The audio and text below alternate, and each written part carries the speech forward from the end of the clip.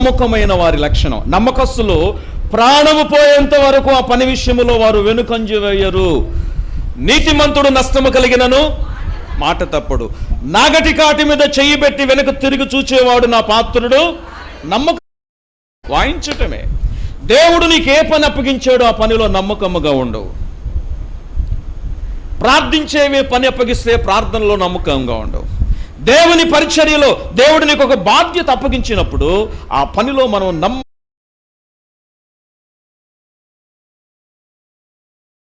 మనకంటే గనులు లేరా? మాటకారితనం కలిగిన వారు, ఆధిపత్యం కలిగిన వారు, అధికారం కలిగిన వారు లేరా?